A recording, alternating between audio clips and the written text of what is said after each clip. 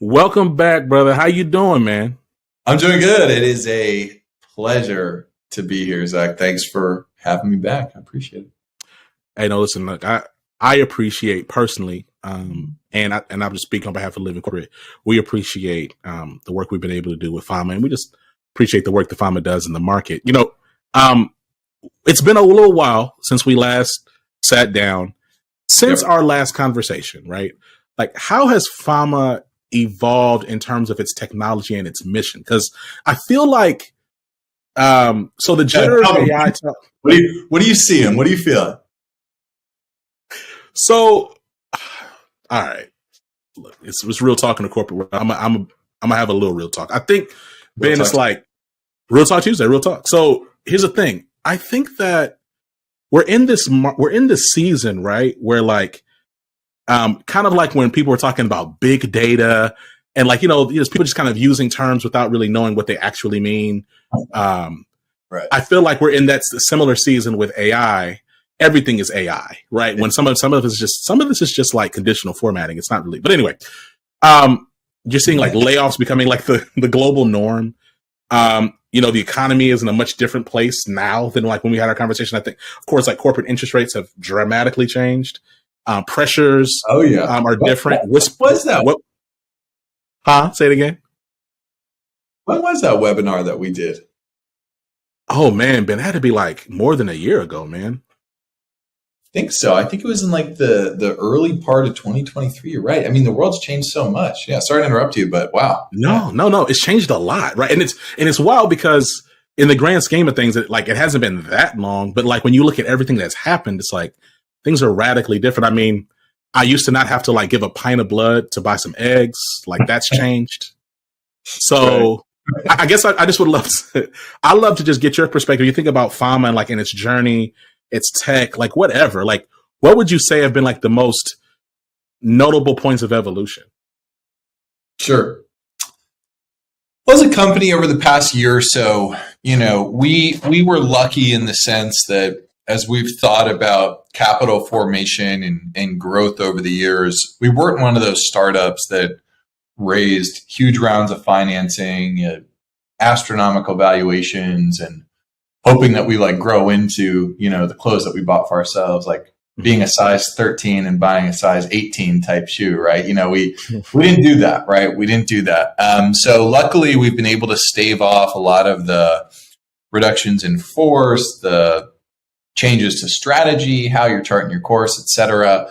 And I think because we've raised small rounds of financing over the years at modest valuations and tied growth to, core business performance, I think as an organization, as a company, we've been lucky that this has been a growth period for us. We're one of the few tech companies that actually grew last year in 2023, year over year, and things are actually looking even better year to date in 2024. So the company's good. My kids are good. Family's good. Everything's good. I got no complaints. A little bit more gray hair for sure, which is probably too small. And I'm not even going to put my head down so you can't even see it. But I would say outside of that, the company, otherwise from a technology standpoint, we made a really big evolution in the candidate screening space. So, for so long when we last talked, we talked a lot about like using social media, digital identity, who we are online as a proxy for making a better hiring decision, right? How do we think about quality of hire, identifying workplace misconduct, and who we are in text, image, and video? And last year, we had always had this idea that there's so much data that we collect on behalf of our clients that we just don't do anything with, right? Like you only see with FAMA the, racist tweet. You only see that like violent blog post, or you only see that TikTok video where they're talking about, selling drugs or something like that. Again, it's real examples across the board. Mm-hmm. But we process, for example, like 50 million tweets a month and show our clients maybe a couple thousand of them, right? So we had all this information exhaust and all this data that we essentially weren't using. And so last year, we have this group of FAMA, team members across a few different departments called FAMA Labs. It's kind of like our frontier technology organization. They sort of think about what's next. In any event, we came up with this concept and idea that we could actually take the language that people were creating online and actually run traits and competency analysis against that language in the same way that somebody might be writing and doing like a full written assessment or writing sample or answering a bunch of questions for a test or playing a game. So that same concept and idea of using natural language processing to assess traits and competencies, a la Big Five, DISC, Hogan assessment, those sorts of well-known and validated frameworks. Yeah, we came up with a validated approach at like 87% accuracy that can generate a full traits and competency analysis using a candidate's online language alone. So that's probably been the most radical technology innovation. And instead of like filtering people out of your organization, which is ultimately what FAMA had done for so long, this new step, this new evolution allows us to actually filter people into your organization and find all the good stuff as opposed to just some of the risks. So just trying to take like who we are online to the next level and not just use it to, for lack of a better term, sell us ads. You know? Yeah, man. I feel like that is like the play too. But look, I want to go back to something else you said earlier about, buying clothes that you hope you fit into, and then eventually realize you ain't gonna eat all that food on the plate, man. Now your clothes just loose. So right. I gotta respect that approach. I don't know. This is not a conversation. We gotta have you on for a part 3 soon. But like, I'm gonna say this, but I'm not trying to bait you into having a different conversation. But I'm just gonna say it because you said something. Okay. There is like this trend I see, like it just like really in the VC founder space of like unicorn. Let's get to 1 billion. Let's get to like these astronomical valuations and these like incredibly large exits. And it's like, hey, every org is not built for this. I'm not speaking about FAMA. I'm talking about just the world of just like startup and business, right? It's like every org doesn't have to be some $1 billion unicorn. Like, it's okay for there to be like sustainable, manageable growth over time. That is that, right? And that's okay. Like, I think so often it's like a lot of what we're seeing right now is like, oh, these companies, we're profitable, but we're not as ridiculously profitable as we hoped.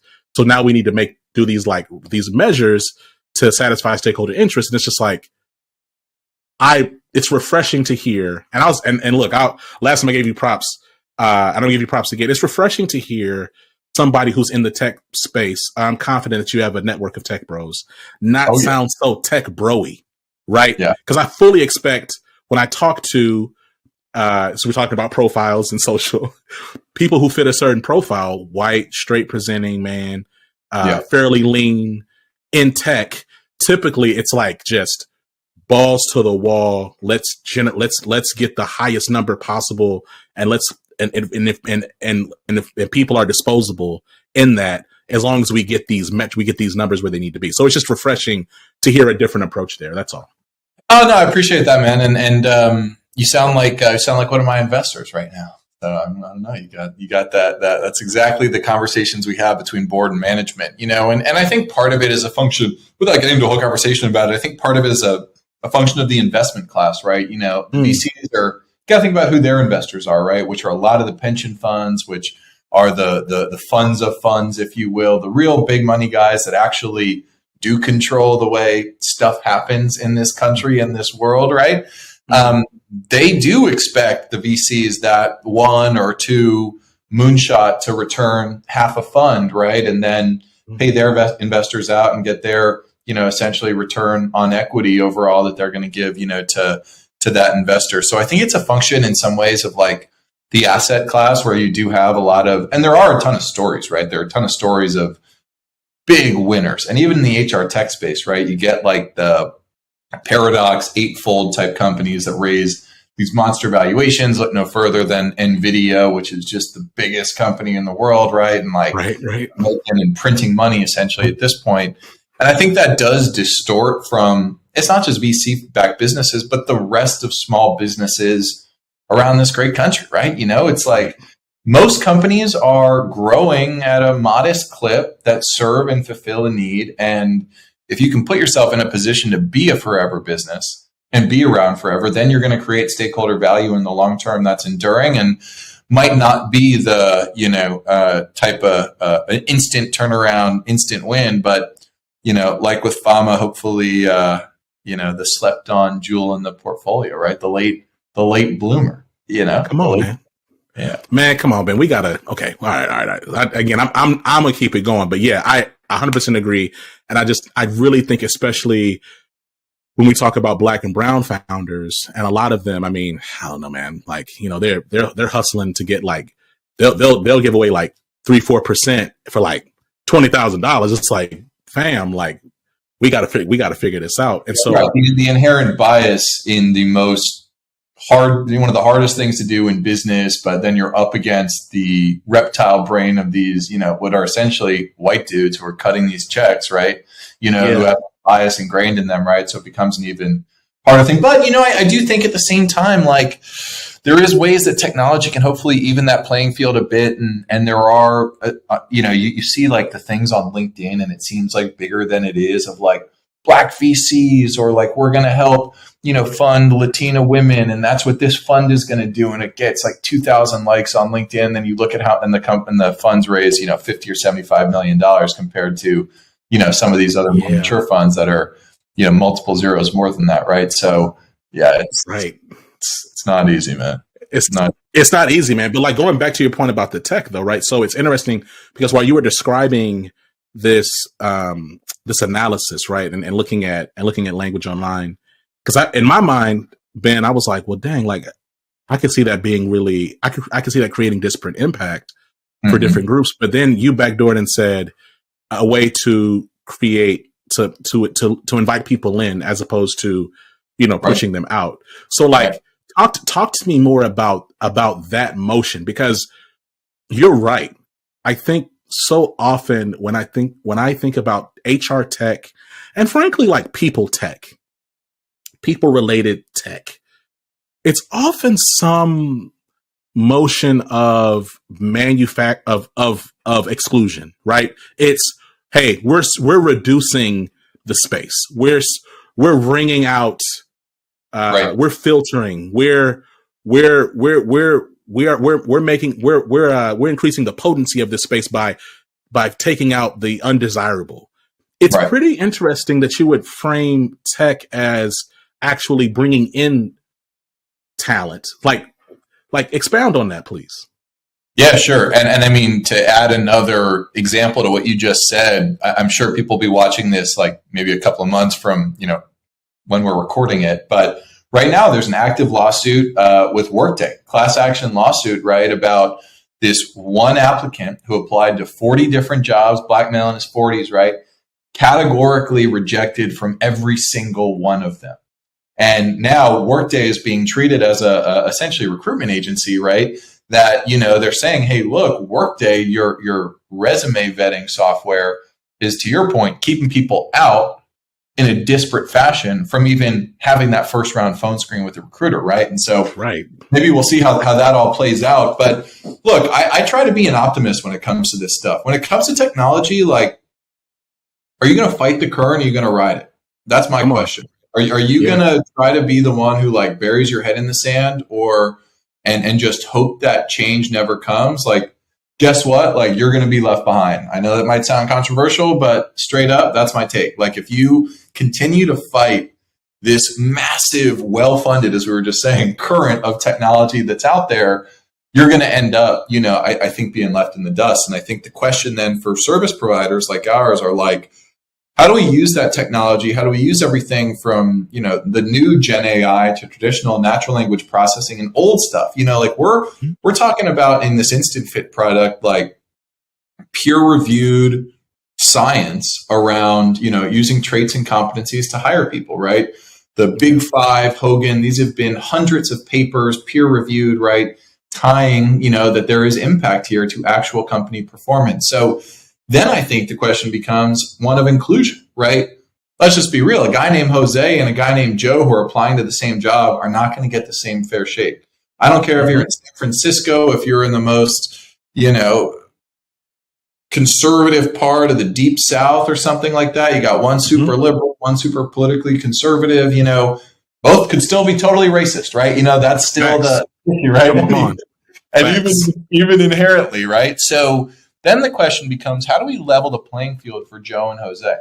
How do we then get to the point where Joe and Jose might be being evaluated on the things that actually matter at work, like the traits you bring to the table, right? Are you creative, conscientious? Are you hardworking, leadership, right? All those big 5 traits, and then layer in competencies like your ability to establish credibility or engage with others, right? Let's get to the nuts and bolts of what companies actually care about, focus on the good, and empower talent acquisition all along the way, right? So, with FAMA, it's been reductive in the sense that we have been for years, right, saying, look, like, if someone is acting violent, threatening, harassing towards other people, right, like they shouldn't have a place inside of your company. And we, as a culture internally, like we vibe on that. We love that. The people who work here, like we feel like, yeah, we're not going to stop, misogynists from being misogynists or people who treat folks differently because of what they look like. We're not going to change those people. But you know what? Maybe they won't get a job because of it, right? Maybe it's going to have a real meaningful impact in their life that then they'll think, okay, how do I change my behavior? How do I pull out of this tailspin that I'm in right now because it's affecting my life, right? And so I think we've always felt a sense of empowerment at this company about helping improve the workplace through the reduction of bad behavior. That being said, this evolution with FAMA of how do we go to a hiring team and say, hey, there are 5 to 6 people for a role. Here's who we think the very best are, right? And here's what, no matter who they are, where they're from, what language they're speaking, here are the traits and competencies that they bring to the table based on their online language, right? And so I think there's a way to find inclusivity and hopefully level the playing field. But then, of course, you get to the, okay, well, how do we make sure that the algorithms aren't biased, that they haven't been overtuned, right? That the people who are building the technology reflect the people that they're serving. So it opens another Pandora's box of questions, but still, I think technology, for me personally, is the way to unlock that inclusivity that is really hard to override with humans because it's hard to change people. It is. Something you said there too is as I think about like this next phase of people experience, employee experience, DEI, which I really think eventually sooner than later, all that's going to kind of just become one amalgamous term. I think we're getting to a place where it's just going to be employee experience. I don't think we're going to have like great observation. Never heard I appreciate that. Yeah. Well, because here's the thing, Ben, it's like first of all, just look at the market.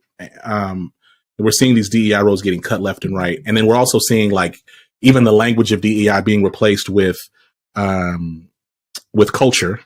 And then and the brands who are really leading, they're really saying, hey, it's experience. And so I think that as we continue in this space, effective employee experience is going to have to exist at the intersection of leading technology to help create to help enrich experiences. I think that there's different approaches, right? I think there are certain brands, big ones, that are just like copying and pasting and embedding ChatGPT in their environments and saying, hey, and then pasting their logo on it and saying, hey, we have this bot or we have this, and then calling it something that's like, well, that's not going to create the experience you want. I think about so I don't know if you saw on Twitter, Amazon, they put the ChatGPT in their shop.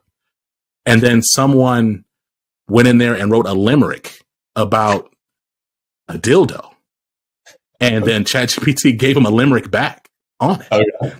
Nice. Now, the most offensive part was, though, Ben, that it wasn't even like the form was bad. Like it wasn't a limerick. Like the OpenAI didn't finish it. But anyway, the point is that but the point is that like effective tech, right? Like we're going to be looking at employee experience and we're going to say, okay, how can this technology help to like enhance and create like the best experiences? How can it help accelerate, get us where we need to be?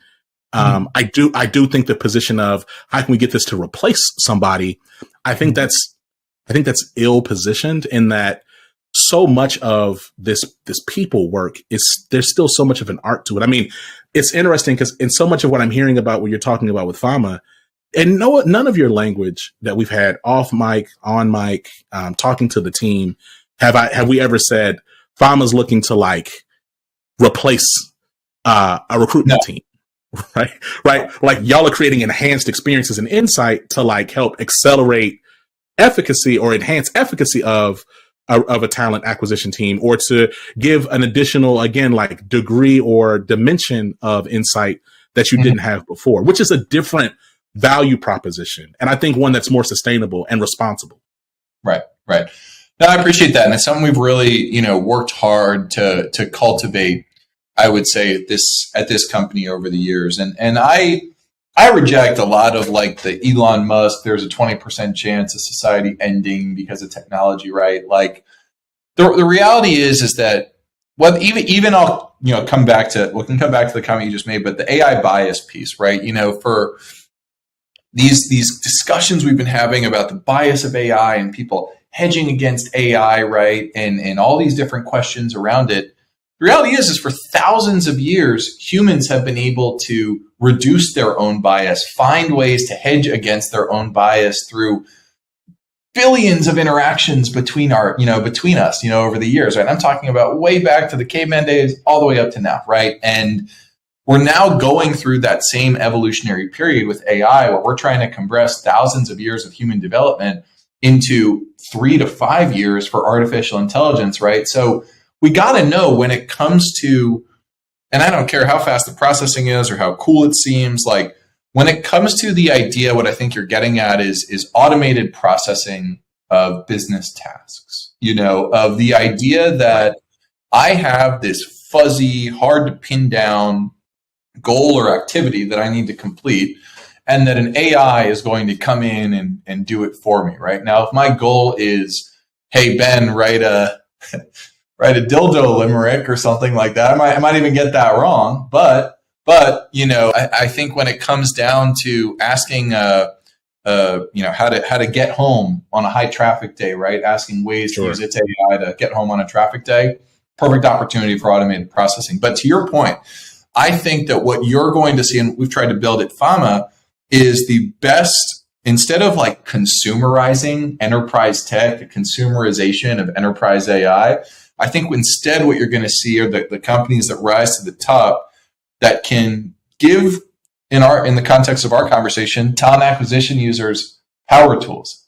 How do you go from like handsaw to drill, right?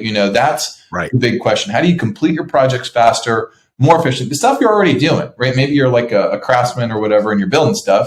Now you're going to do it faster and more efficiently at a higher quality with the same degree of care and attention to detail, but you can do it in a fraction of the time of your competitors and at a lower price point because you don't have to spend as many hours doing the work, right? And so I think that's what you're going to start to see are the companies that rely on AI that can create and gather insights about people in the world of HR in particular, that can create and gather insights that are then presented to an end user in the talent acquisition, hiring, HR, whatever you want to call it, wide array of user types there, and say, here are the insights about this person. You know what to do. You have the years of experience. You have the expertise. You are the only one with the unique understanding of the meanings and the implications in your business that these insights are providing, meaning your company, you have the pattern, span, and empower. So the tip I'm on lately is, how do we empower TA? And how do I leave people with one message every time I do a webinar, every time I'm on stage at some conference or something?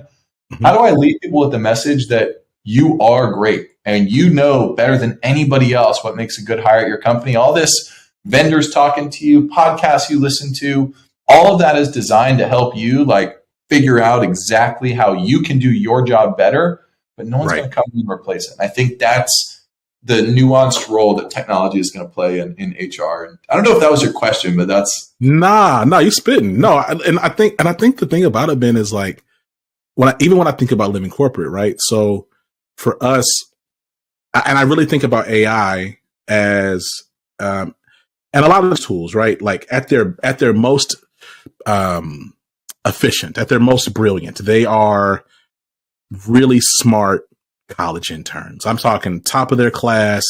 Right. They were valedictorians in high school, and they are, they're upstart freshmen, and they're trying to make it. I think when you treat tech like that, hey, it's something I respect, it's something I will trust, but always verify, and I will guide and support. And when those guardrails are there, around your tech, then I believe you have a much higher chance of being successful whatever you're doing, right? Like I think about for Living Corporate, we built our own in the year since we've last spoken, right? Like we built our own AI engine.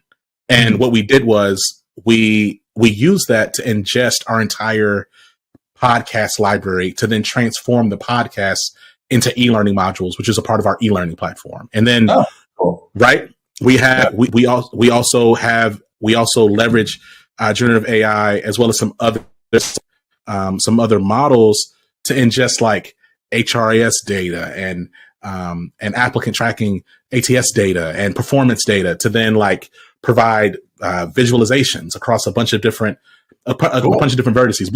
But like I'm not pressing a button thinking it's perfect and then like shipping that, right? Like that's something that's it's helping us accelerate delivery. Yeah. We have our own internal review, and then we sit down with the client and we say the conditions that we've placed as we looked at your data. Hey, here's the learning platform. It went through this many rounds of review. So I just, again, it's genuinely refreshing to talk to somebody who just looking at it in a healthy way. Because I'm gonna tell you, if you look online and you look at like headlines, it would seem like everybody is just like rushing off a cliff, right? But like, I want to continue forward. In our previous interview, you talked about FAMA's research on employee conduct. Phenomenal report. For those who haven't seen it, I will make sure to put the link in the show notes. I'm curious, like, in the year that we've met, can you share any new findings that FAMA has uncovered in this area?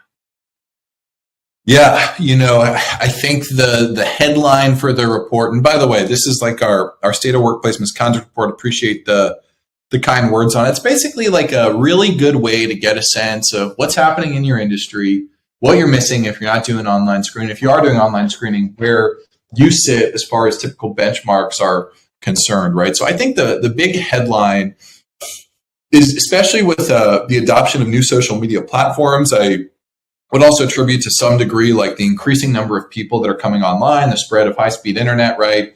Tools and platforms like TikTok, which may be banned. Who knows what's going to happen with that.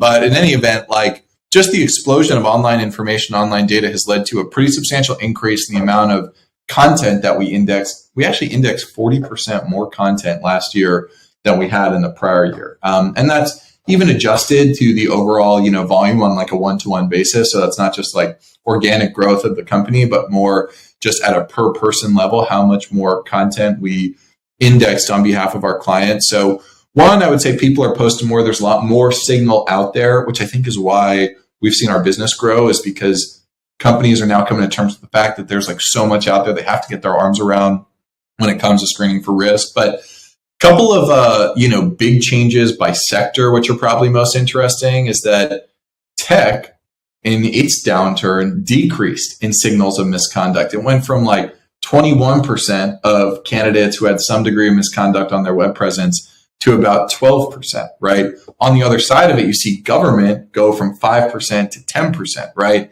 Now, I think that's the heat up to the election year, and a lot more people who are, working on the inside or are starting to let their voice be heard a bit. But yeah, it's more of the same. Unfortunately, 1 in 10 candidates we screened last year had some degree of misconduct on their web presence. So yeah, it's still a relatively low number in the grand scheme of things, but some pretty shocking numbers in terms of what stood out. And I think it could be partially like RTO too. It was a big factor back into the office, in government and financial services in particular, and maybe get more riled up about what's happening around. It's just so interesting. I mean, so double in the public sector, and then tech almost cutting in half. You're right. That's so interesting. Like, well, you're the CEO of FAMA, so I don't want to get you on here making any like wild guesses, but I just find that just so curious as to like what would constitute such a significant drop in for the tech industry. When I think about, to your point, like all these layoffs, like tens of thousands of people. I need to look at the most recent numbers. I think like back in February, it was like at like 30, 40,000 layoffs. So that's just, that's really interesting. I think people are shook. I think that's like the simple answer is like people are concerned and, concerned about losing their job or not being able to get the next one and minding their P's and Q's, so to speak. Right. And so, when we talk about misconduct, we talk about everything from, of course, what we talked about earlier, the intolerance and the threats and illegal drug use, but harassment is a big flag too. And that's like ostracizing, name calling, that kind of thing. So, that's one of those things that I think you see when people are a little bit more comfortable in the role that they're in or the industry that they're in, where I think, especially in tech, folks know that digital identity is now a big part of, candidate screening. And so that might be, these are all guesses and hypotheses, but that might be one of the contributing factors. No, that makes sense too. Cause, and look, like the job loss is real. Like we see the reports and I certainly anecdotally, I see all the LinkedIn posts, right? I mean, people are, so I could imagine this being a heightened sense of anxiety for a lot of people. And it's like, you know what? Maybe I won't be a jerk to these 20 people today. Maybe I won't like troll a hashtag for the next 3 days. Maybe I'll just like lay low and do my job. But like, it's just interesting. Look, you've been a vocal advocate for privacy and ethical considerations in social media screening. As I think about like ethical privacy considerations, like just that one may personally have or that FAMA may hold just as like core to their values, in conjunction with like ongoing and increased regulation of like certain spaces and tech and hiring and things of that nature, like what has that been like navigating? What's that been like navigating for you and for FAMA? Because I can't imagine that the landscape is identical to what it was a year ago. Oh yeah, or even when we started the company in 2015. Yeah, I mean it's totally different. I think just as a matter of general practice, there's this idea that we had early on that was if we lean into doing things the right way, if we design our product not around the bare minimum compliance and privacy accuracy requirements, but around the best in breed, it might be a little bit more expensive to get spun up. There might be some customers that are like, why do you have that feature? Why is it so restrictive? Why can't we do this or that? The bet was that it would drive long-term adoption. The bet and the idea was that to build customer trust in I'll just call it highly self-referencing industry where a lot of peers talk to each other. And I think a lot of HR buyers in particular, sharing some other research we did, one of the first places they go are their peers or their existing software vendors when it comes to recommendations for other tools. So this is a lot of word of mouth. This is a lot of people trusting each other. And if you're doing things the right way early, you're going to find obsessive, excited, engaged initial customer cohort like we did that suddenly become your advocate and are more than willing to jump on, customer reference calls or talk to their peers about what you're doing. And what was interesting was like there had been moments where we could do things faster and cheaper by cutting corners. And we elected not to do that at the expense of, to be very candid, like potentially lost customer types who wanted to do things a slightly different way. And two, a lower gross profit because we wanted to put more of the controls in place in service delivery so that this solution was compliant. But where does that lead us? Earlier this year, since we last talked, February, New York rolled out a new law on social media, right? Yeah. And they roll out this law that's like, hey, if you're going to use social media in hiring, it came out of nowhere. You're going to use social media in hiring, like you can't ask for a person's username and password, right? You can't even ask for their username, right? You can't even do A, B, C, and D that would invade a person's privacy, which was interesting in the sense that it was almost as if the laws changed to reflect exactly how FAMA does what it does. Like we never asked for username and passwords. Like we achieve maximum possible accuracy by mapping on 3 identifiers where the bare minimum is 2, but the CFPB, best practice is 3, right? And so we had designed a product and built a customer group that coalesced around the FAMA way of doing things. And now suddenly the laws are changing in our favor, right? Where Now you're in the catbird seat in New York. Like if you're going to do social media screening, I'll put it this way. If anyone out there is doing social media screening right now in the state of New York, and I'm not just talking about if your headquarters are in New York, but if you have an employee in the state of New York and you're doing social media screening and getting a username or password or anything like that, you're out of compliance and you're facing a pretty hefty fine, right? And so for FAMA, what was cool for me as the founder was like, oh shit, like now the laws are changing in favor of how we do what we do, where instead of like lobbying to change the laws, which, you know, Textio, by the way, did in some of that New York AI law, right? Like the laws are changing in our favor just by the way we were doing things before. So anyway, that's like the big win, but it took, 9 years when we started the company for, that was an early bet we made for the compliance framework to really align more one-to-one to what we're doing and how we're doing it. Well, it's validating, right? And I'm thinking about, February, I'm thinking about like last year. It was a Q3 of last year. My gosh, Ben, time just like melts all together. But I remember talking to some different organizations, and they were giving me a heads up about local law 144 in New York City. And that applies to employers and employment agencies using AEDTs to evaluate candidates for employment or employees for promotion that reside in New York City. So it was like one of the first bit of legislation around, automated employee decision tools and ways it needs to be managed, right? It wasn't, you can't just, like, there has to be some parameters, some guardrails around this. Right. And I remember when I got the heads up about that coming, that I said, okay, this is going to be like, this, and for people who don't know, like when you talk about, massive legislation or laws, it's typically, it's the P word there, the key word is president. It's like, okay, well, what's coming before it? It's not always some huge sweeping Supreme Court decision. Sometimes it's something that starts locally that then grows and then finally, state and then federal, bodies start actually moving against it. So I would, but to your point though, I would imagine it's really validating to be able to say, hey, here's how we're going to do things.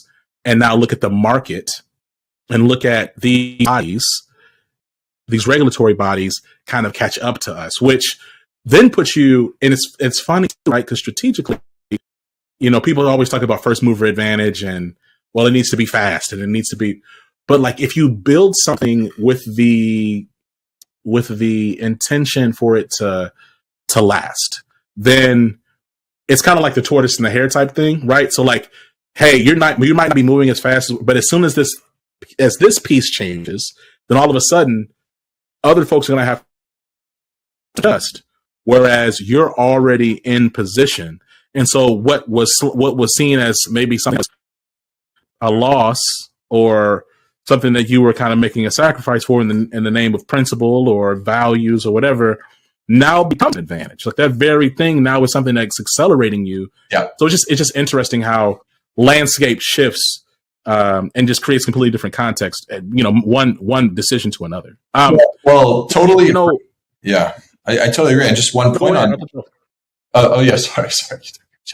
I was going to say one point on that is like the AEDT law, just so everyone is 100% clear, was created by private, and I know this sounds like, as I'm saying it out loud, it probably sounds like conspiracy theory, but that was a law that was created by private sector HCM technology companies to align around the way that they were doing things to further entrench themselves against the competition. So yeah, it can seem like, oh, it just started with some, Johnny who goes to New York City Hall and slaps a bill on the wall and is like, we should do this. But there are a lot of times where these laws get passed by companies to cement their competitive advantage, and AEDT is one of them. So, it's one of the, true story. It's one of these things that, you grease the right palms, like, and you can still get stuff done like that and still get a win. But with this one, like, we were just lucky, and I appreciate the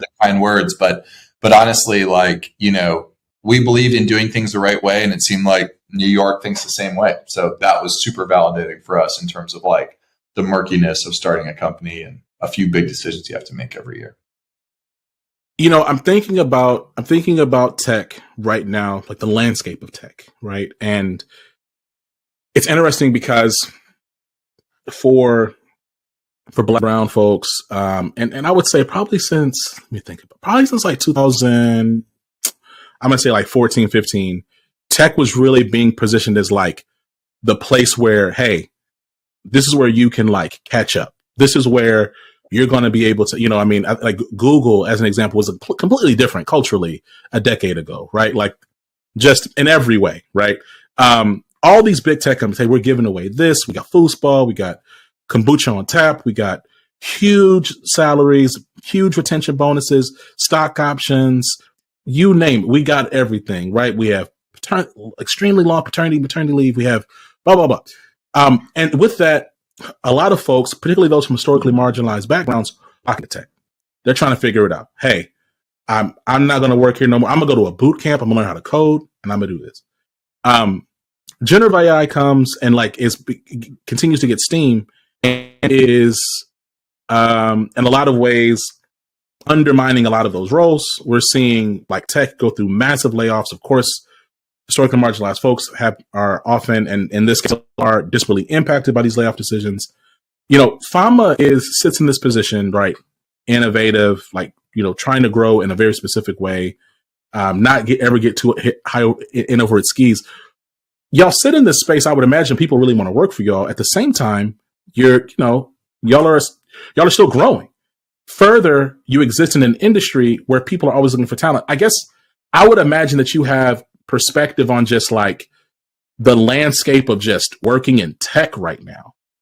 And I just love to hear you wax poetic on just what does it look like and what do you think organizations need to be doing to create the right experience, as well as to kind of capitalize on, for lack of a better word, this overabundance of talent, because there's so much talent out there, people looking to really get in this space.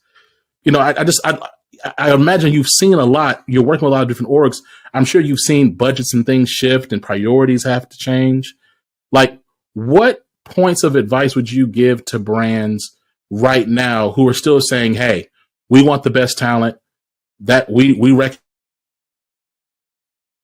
that means that it's not going to, what kind of conversation points of give to that?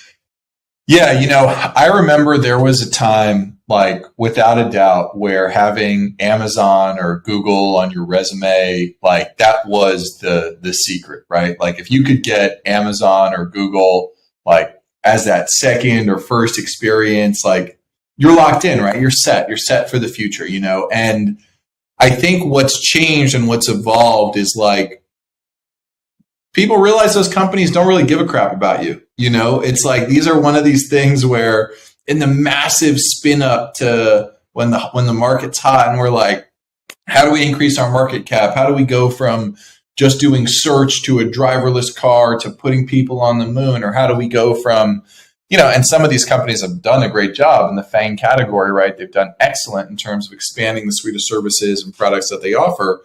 And then they contract, my advice, I think, in this labor market, to big brands in particular, and brands as small as my company, which is only a 50-person business,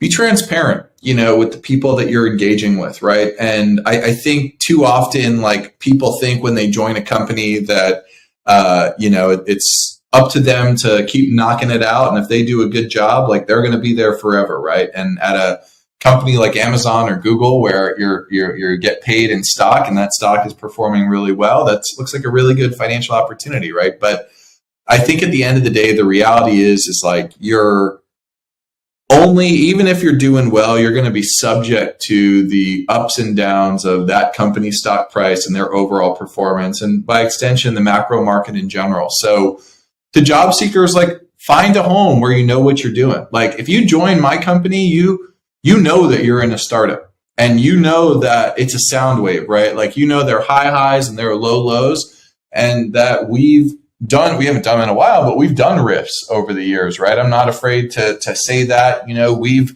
thought things were going to go a certain way and they didn't, right? And that's just the nature do in business. But like I said earlier, we're riding the wave, right? And we tell people, we treat everybody with an ownership mindset at FAMA. You know, we show them all of our board slides end to end, right? Like even down to the cash in the bank, P&L performance, like that whole gory detail, which in some ways you probably think is going to scare people away. But the more transparent you can be with, let's just be real, these are adults, these are people, like they have families, they have responsibilities, they have mortgages, they have car payments, they have student loan payments, they got a whole world outside of your office. So treat them like that, right? And then I think that's when people lock in, because then they know, okay, I know where I'm at, I know how I'm performing, and I know this could happen with the company, but if it doesn't go sideways, I have a ton of upside, you know, on the other side of it. So yeah, it's a challenge. And I think on the it's funny, you know, I'll just say this on like the black and brown side of things. Like I think in 2020, every company was saying that they were like, you know, putting the black square on LinkedIn, right? And like championing like DE&I efforts. And, you know, I remember listening to this thing on the radio that said in the year 2020 on public earnings calls, there was this company that indexes all the text from earnings calls, and it samples the same 340 companies every year to see if it's in the S&P 500 or something, to see if the CEOs, like how the words they're using change. The word racism came up in 2020, I think 175 times or something like that in public's earnings calls, 4 times throughout the year.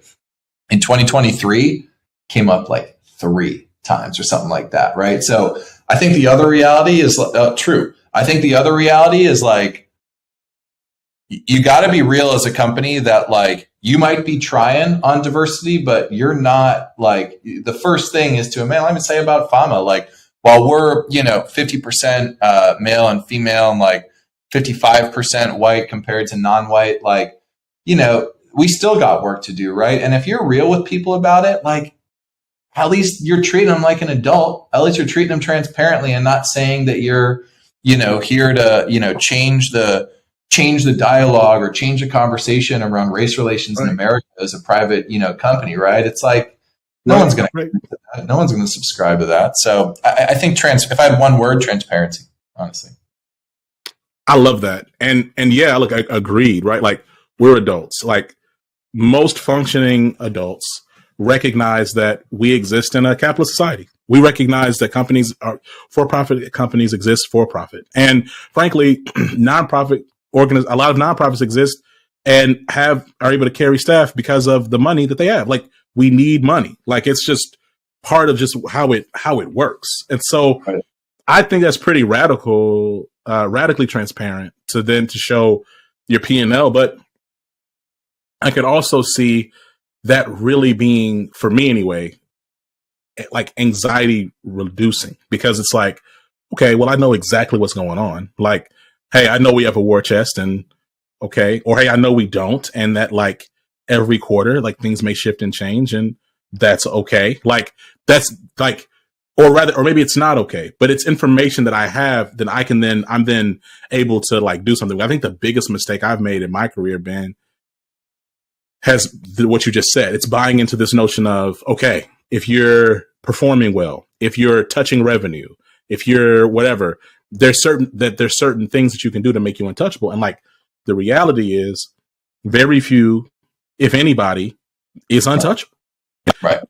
Like you can I worked at a huge tech company, Ben, like right before I jumped to Living Corporate full time, and I was generating revenue. I was building out this pipeline. But then they made a strategic decision to say, hey, we're no longer going to just do this type of business anymore. So there you go. Right. But this pipeline is X amount. Okay. We're not doing that anymore. We're not investing in that space anymore. So we're moving on. So look, it's always a pleasure having you on Living Corporate. I appreciate your time. You know, as I think about your role, CEO of FAMA, I think about the work that you're doing.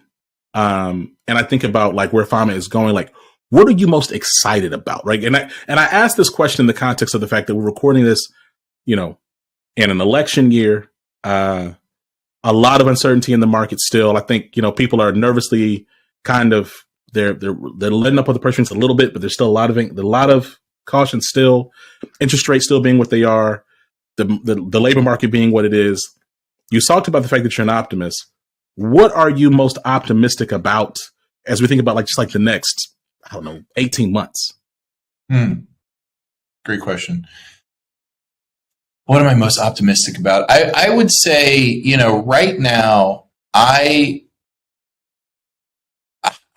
just happy that our team is happy, right now. We have this swag and kind of not cockiness is not the right term, but we're having a great start to the year, and I believe in the team. Honestly, that's what I'm most optimistic about in our organization. We're trying to do something really hard as a company. And the thing that I'm most optimistic about is we've been through the ups and the downs.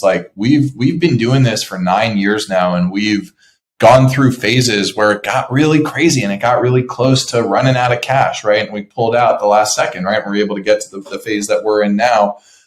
So I would say I'm just most optimistic about the team that we've built and the culture that we've created. And now we're kind of in this fine tuning piece where I know that we have a forever business at FAMA. I mentioned that earlier, but I know that now at this point in time, what we do is so differentiated and so much of call it a 3-year head start against anybody else that's out there in the market, either currently building or active from a competitive standpoint, that, it is fully in our control what happens next. And I just try to remind my team, do the little things. It's just the little things every single day that, if done well, lead to the big outcomes that we can all share in on. So I'm optimistic about people. I'm optimistic about our team, and generally the ability for us to persevere. I think there's too much negativity in this world. I think it's the market's down and it's, there's wars all over the world. Of course, there's a bunch of bad shit going on everywhere all the time. But we also have this moment that we're in that is really special and really unique, and things that we get to experience that those before us never did. So I think we got to try to enjoy every moment. Honestly, that's what I'm most optimistic about. Ben, look, I appreciate all of our conversations. You and I got to figure out linking up outside the pod. All right, we got to now. Look, I know, you CEO, got things going on. You and Zuckerberg probably got some sparring lessons. I don't know what's going on, but we got to make it happen. All right. I'm done. Let me know. It's always a pleasure, man. Zach, as always, for having me on, dude. I appreciate you. Hey, no, I appreciate you. We'll talk soon. Make sure y'all check out. Now, listen, it's FAMA.io. Now, look, you got to check out the links. We're gonna put them out there. Put the stuff in the show notes. A lot of dope stuff going on. Conduct research is incredible. Instant Fit. We'll talk a little bit more about that. Y'all might have saw me post about that on LinkedIn. Plenty of really interesting things going on. Again, Ben, we'll catch you soon, brother. Talk to you later, man. All right, man. Thanks a lot. Talk to you soon. Peace.